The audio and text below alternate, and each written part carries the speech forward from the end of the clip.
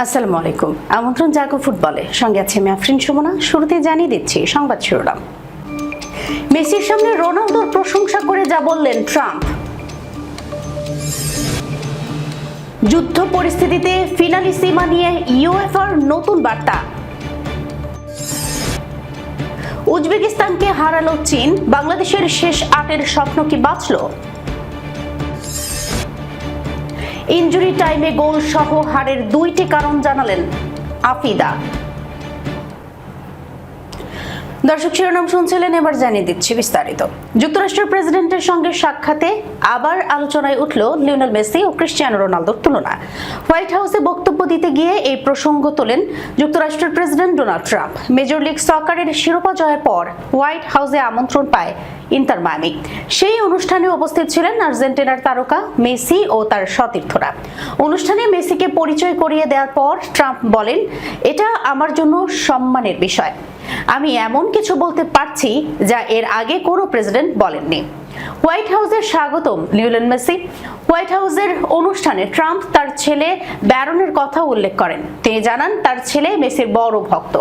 সে প্রসঙ্গেই রোনালদোর কথা তুলে আনেন ট্রাম্প। তিনি বলেন, সে তোমার বড় ভক্ত। সে মনে করে তুমি খুব ভালো মানুষ। সে তোমার বড় ভক্ত। আরেকজন ভদ্রলোক আছেন যার নাম রোনালদো, সে তারও ভক্ত। রোনালদোকে নিয়ে ট্রাম্প বলেন, ক্রিস্টিয়ানো একজন দারুণ খেলোয়াড়। তিনিও এই খেলার অনেক বড় এক চ্যাম্পিয়ন ও অসাধারণ ক্রীড়াবিদ। অনুষ্ঠানে ট্রাম্প মেসির ক্যারিয়ার নিয়েও কথা বলেন। তিনি বলেন, লিও তার অসাধারণ ক্যারিয়ারের ৪৭তম ট্রফি জিতেছে, যা ইতিহাসের সবচেয়ে বেশি। তিনি আরো বলেন, তুমি চাইলে পৃথিবীর যে কোনো দলে যেতে পারতে, কিন্তু তুমি মিয়ামিকেই বেছে নিয়েছো। আমাদের এই যাত্রার অংশ করার জন্য তোমাকে ধন্যবাদ। এই বক্তব্যে আরেক ফুটবল কিংবদন্তির কথাও তোলেন ট্রাম্প। তিনি বলেন, আমার হয়তো এটা বলা ঠিক নয়, কারণ আমি বয়স্ক, কিন্তু আমি পেলের খেলা দেখেছি। জানি না, তুমি হয়তো পেলের থেকেও ভালো, তবে পেলে সত্যিই দারুণ ছিলেন। মধ্যপ্রাচ্যের যুদ্ধ পরিস্থিতির মধ্যেও আর্জেন্টিনা স্পেনের ফিনালিসিমা আয়োজনের পরিকল্পনা এখনো কাতারেই রয়েছে বলে জানিয়েছে ইউরোপীয় ফুটবলের নিয়ন্ত্রক সংস্থা উয়েফা। উয়েফা জানিয়েছে, আপাতত ম্যাচটি অন্য কোথাও সরিয়ে নেওয়ার কোনো পরিকল্পনা নেই। ২৭ মার্চ দোহায় দক্ষিণ আমেরিকা ও ইউরোপের বর্তমান চ্যাম্পিয়নদের এই লড়াই হওয়ার কথা। এক বিবৃতিতে উয়েফা বলেছে, এই মুহূর্তে বিকল্প ভেন্যু নিয়ে কোনো আলোচনা করা হচ্ছে না। আগামী সপ্তাহের শেষ দিকে এই বিষয়ে চূড়ান্ত সিদ্ধান্ত নেওয়া হতে পারে। উয়েফা ও দক্ষিণ আমেরিকার ফুটবল সংস্থা কনমেবল যৌথভাবে এই ম্যাচ আয়োজন করে থাকে। পরিকল্পনা অনুযায়ী ম্যাচটি হওয়ার কথা দোহার লুজাইল স্টেডিয়ামে, যে মাঠে ২০২২ বিশ্বকাপের ফাইনাল হয়েছিল। সেই ফাইনালে ফ্রান্সকে টাই ব্রেকারে হারিয়ে বিশ্বকাপ জিতেছিল আর্জেন্টিনা। মধ্যপ্রাচ্যের উপস্থিতি বেশ উত্তপ্ত। ইরানের ক্ষেপণাস্ত্র হামলা এবং যুক্তরাষ্ট্র ও ইসরায়েলের সঙ্গে সংঘাতের কারণে অঞ্চল জুড়ে নিরাপত্তা উদ্বেগ তৈরি হয়েছে। উয়েফা জানিয়েছে, স্থানীয় আয়োজকদের সঙ্গে নিয়মিত আলোচনা চলছে এবং ম্যাচটি সফলভাবে আয়োজনের জন্য তারা কাজ করছে। তবে নিরাপত্তার ঝুঁকি বেশি হলে ম্যাচটি স্পেন বা ইউরোপের অন্য কোনো দেশে সরিয়ে নেওয়ার সম্ভাবনাও রয়েছে। দুই দলের বেশিরভাগ খেলোয়াড়ই ইউরোপে খেলে থাকায় সেখানে ম্যাচ আয়োজন করা তুলনামূলক সহজ হবে।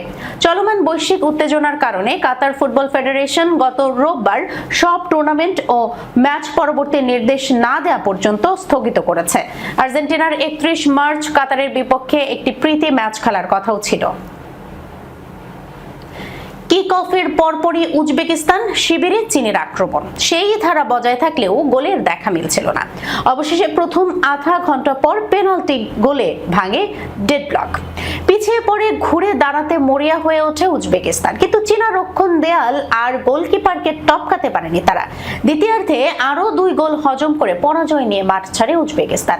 শুক্রবার বি গ্রুপে নিজেদের দ্বিতীয় ম্যাচে মাঠে নামে চীন ও উজবেকিস্তান। সিডনির ওয়েস্টার্ন স্টেডিয়ামে উজবেকিস্তানকে ৩-০ গোলে হারায় চীন।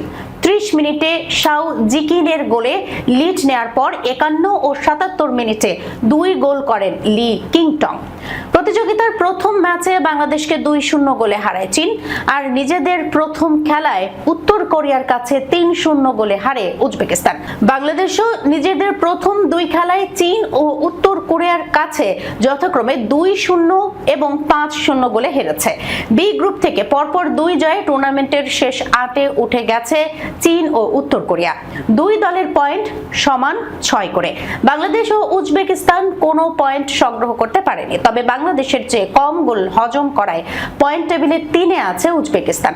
আগামী সোমবার পার্থে উজবেকিস্তান ও বাংলাদেশ একে অপরের মুখোমুখি হবে। ওই ম্যাচে যে দল জিতবে সেরা তৃতীয় দল হয়ে পরের রাউন্ডে যাওয়ার সুযোগ থাকবে তাদের সামনে। গ্রুপ এ থেকে দক্ষিণ কোরিয়া এবং স্বাগতিক অস্ট্রেলিয়া পরের রাউন্ড নিশ্চিত করে ফেলেছে।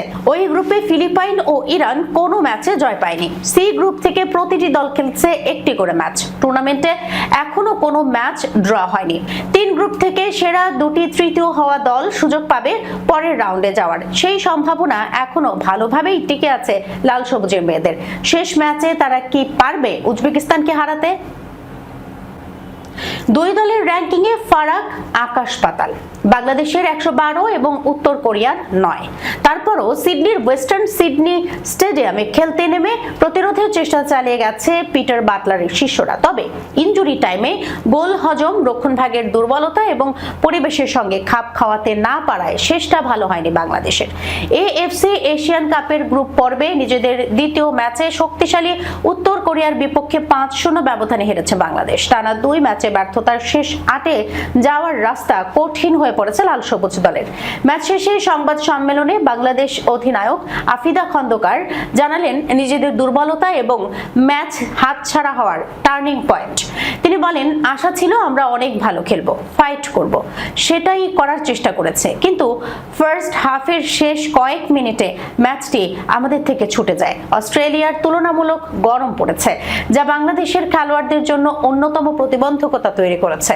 ম্যাচ চলাকালীন হাঁসফাঁস করতে দেখা যায় আফিদা খন্দকারদের। বাংলাদেশ অধিনায়ক বলেন, আমরা যেখান থেকে এসেছি বাংলাদেশও এতটা গরম ছিল না। যেহেতু কিছুদিন আগে এসেছি, পরিবেশের সঙ্গে মানিয়ে নেওয়ার চেষ্টা করেছি। গ্রুপ পর্বে টানা 2 ম্যাচে হার।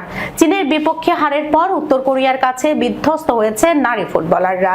লাল সবুজ দলের পরবর্তী ম্যাচে প্রতিপক্ষ উজবেকিস্তান। তাদের বিপক্ষে জয় পেলে সেরা তৃতীয় দলের একটি হয়ে শেষ 8-এ যাওয়ার সুযোগ মিলতে পারে বাংলাদেশের।